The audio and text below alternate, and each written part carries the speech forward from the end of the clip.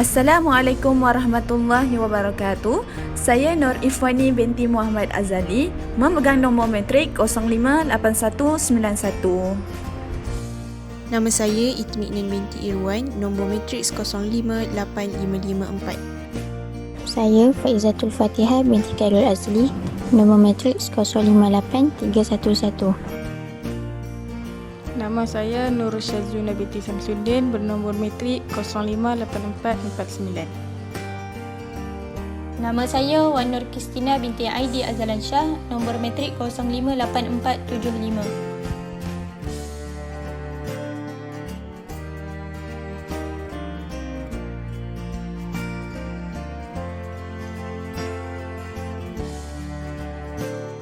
Apakah itu al-hajbu? Al-hajbu menurut bahasa bererti man'u, iaitu menghalangi atau mencegah. Manakala dari segi istilah pula adalah halangan ke atas orang yang ada padanya sebab pewarisan, dengan halangan secara menyeluruh atau sebahagian. Kenapa ia terhalang? Kerana adanya ahli waris lain yang lebih kuat kedudukannya. Dalil yang membenarkan masalah hajib dan mahjub sebagai aturan pewarisan dalam Islam adalah dalam surah An-Nisa ayat 176. A'udzubillahi minasyaitonirrajim. Wa huwa yarithuha in lam yakul laha walad. Artinya, dan saudaranya yang lelaki mempusakai seluruh harta saudara perempuan jika ia tidak mempunyai anak. Berdasarkan ayat ini, dapat difahami bahawa kedudukan saudara adalah mahjub, sedangkan kedudukan anak adalah hajib. Seterusnya saya akan menerangkan tentang jenis halangan. Jenis halangan terbahagi kepada dua. Yang pertama, halangan bil awsaf. Yang kedua, halangan bil ashkhas. Halangan bil awsaf ataupun halangan sifat bermaksud larangan terhadap seseorang yang mempunyai sebab pewarisan daripada mewarisi semua harta kerana sifat halangan yang terdapat pada dirinya.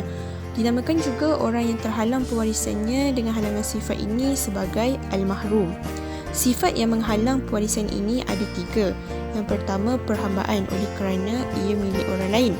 Yang kedua, pembunuhan oleh kerana penerima yang inginkan harta terburu-buru lalu dia berniat untuk membunuh. Ketiga, kafir. Dia akan menyebabkan diharamkan untuk mewarisi harta. Jadi sekiranya ketiga-tiga sifat ini terdapat pada seseorang individu, maka waris tersebut akan dianggap tidak wujud. Contohnya, apabila seseorang individu mempunyai anak, lalu anak tersebut membunuh ayah itu, jadi dia sepatutnya kalau ikutkan asal dia boleh mewarisi.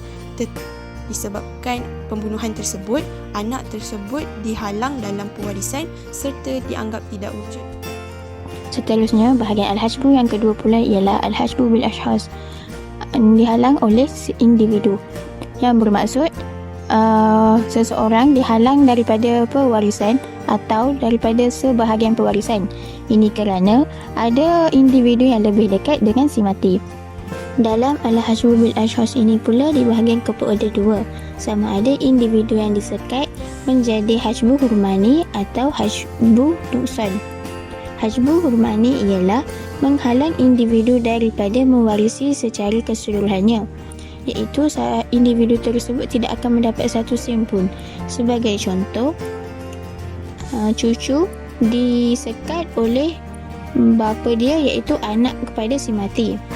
Hajbu nuksan pula ialah menghalang individu daripada mendapat habuan yang paling banyak. Sebagai contoh, suami disekat dalam mendapat bahagiannya 1/2 menjadi pada bahagian 1/4 kerana adanya anak. Individu yang tidak menghalang penyekatan secara terus atau secara langsung. 6 golongan yang tidak disekat dengan sekatan secara terus, iaitu ayah, ibu, anak lelaki, anak perempuan, suami dan isteri. Selain daripada 6 individu yang tersebut, mereka dihalang untuk mewarisi harta tersebut. Baiklah, kesimpulannya dapat kita fahami bahawa pewarisan seseorang itu boleh terhalang sama ada secara keseluruhan ataupun sekadar dikurangkan kadar pewarisannya oleh kerana sebab-sebab dan syarat-syarat yang tertentu. Tetapi terdapat 6 golongan ahli waris ashabul furud dan asabah yang langsung tidak terlibat dengan hajbu hirman. Yakni hajbu hirman ini terhalang secara keseluruhan kerana mereka mempunyai pertalian darah secara terus dengan si mati, iaitu siapa? Ibu, bapa, anak lelaki, anak perempuan, suami dan juga isteri. Mereka ni akan dapat hak pewarisan dalam apa jua keadaan sekalipun. Jadi sebahagian besar ahli-ahli waris ini, kecuali anak lelaki, hanya terlibat dengan hajbun nukson. Yakni hajbun nukson ini dikurangkan kadar pewarisan. Jadi, undang-undang pusaka Islam merupakan ketetapan Allah Subhanahu Wa Taala yang disyariatkan untuk memberi keadilan kepada seluruh manusia dan ianya mempunyai hikmahnya yang tersendiri. Wallahu a'lam. Sekian, terima kasih.